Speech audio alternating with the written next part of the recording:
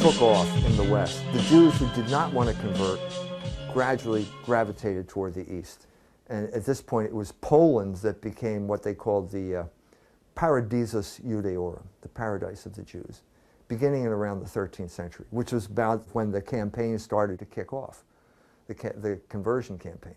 And so the Jews gradually migrated there. Gradually, they were given rights, and in a sense, this was the beginning of the problem. They were given special status, and that status allowed them. They exploited that status through their main weapon was usury. And basically, everywhere the Jew went, he alienated the local population until the reaction came, and that was the Chmielnicki pogroms of 1648. The Polish ruling class was a land-based aristocracy. And land-based aristocracies always have trouble with money. In a sense, the feudal period in Europe was basically you owned the land and you had people on the land, and those people owed you X number of bushels of grain. But you need money right now. So how are you going to transfer those long-term prospects into short-term cash? Well, that's where the Jew came in terms of lending money. So this is basically how they took control of the Polish aristocracy, by lending money. They did the same thing in England. They lent the landed aristocracy money, and if the Jew lends you money, you become the slave of the Jew. Polish aristocracy felt that they could not they couldn't, for example, make whiskey. That was beneath the dignity of the Polish aristocracy. So they would give licenses to the Jews. Well, the Jews exploited this as a way of taking control of the peasantry. They used alcohol as one of their weapons of cultural warfare. And that was a constant tradition among the Jews and was brought over here, and it's dealt with in Henry Ford's International Jew. And the final moment came at the end of the 18th century when Poland was wiped off the face of the map by the three Prussia, Austria, and Russia. This meant that all those Jews in the Paradisus Judeorum, where they had all of these rights in Poland, were now suddenly found themselves on the western border of Russia, in a country that did not believe in equal rights for anyone. It was totally anti-enlightenment. It was a throwback to another era. And so as a result, the Jews were unhappy. I mean, very unhappy. And you see to this day this ancestral hatred of Russia among the Jews. And it began with this group of people now isolated. They're not citizens. They are not going to be allowed to have the rights of citizens. They're isolated in these shtetl, in a group area called the Pale of the Settlement. And the crucial issue is this is precisely the border with the West. So the Jews now become involved in smuggling, revolutionary activity, and this is, beginning at this point, Russia has a huge revolutionary problem on its hands, which it could not solve. It tried to solve in a humane fashion. Solzhenitsyn brings this out in his book, 200 Years Together, which has not been translated into English because of Jewish veto. A rabbi vetoed this. So you cannot read this book in English. You know, this is a Nobel Prize winner, one of the greatest writers of the 20th century, and his book is not going to be translated into English because Jews have veto power over the publishing industry in the United States. And in this book, Solzhenitsyn talks about the problems from the beginning. From the beginning of the partition of Russia, Russia had swallowed something that it could not digest. And so the Tsar hears that there are reports of starvation in the Ukraine. Well, wait a minute.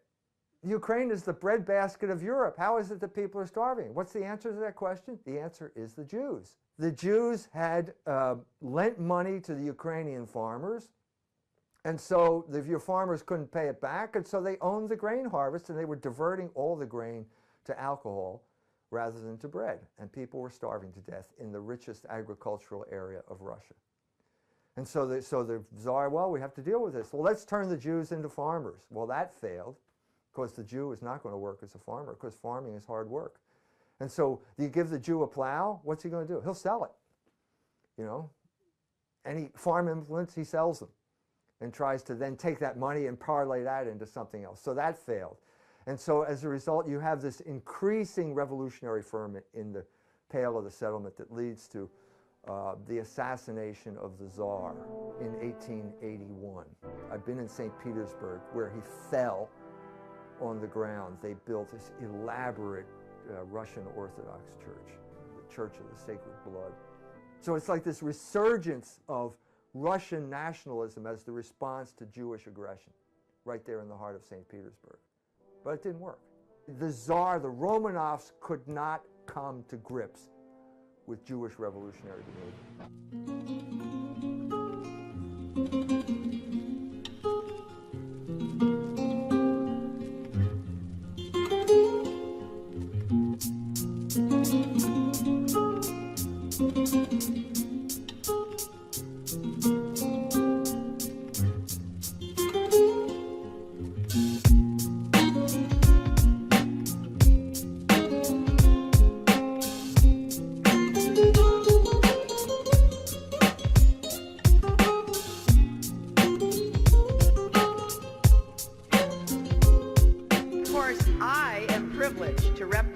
One of the largest Jewish constituencies in the world. Is there anyone from New York even here in this audience today?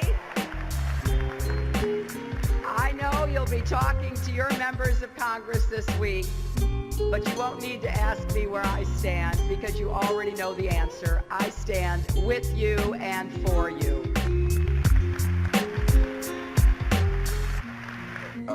Israel seems to be able to fight wars very quickly.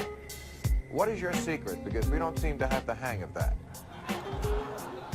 The secret is that we have America. Nah. And America.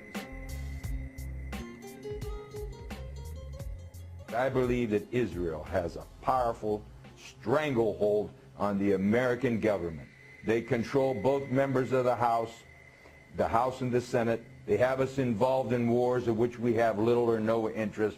Our children are coming back in body bags. Our nation is bankrupt over these wars.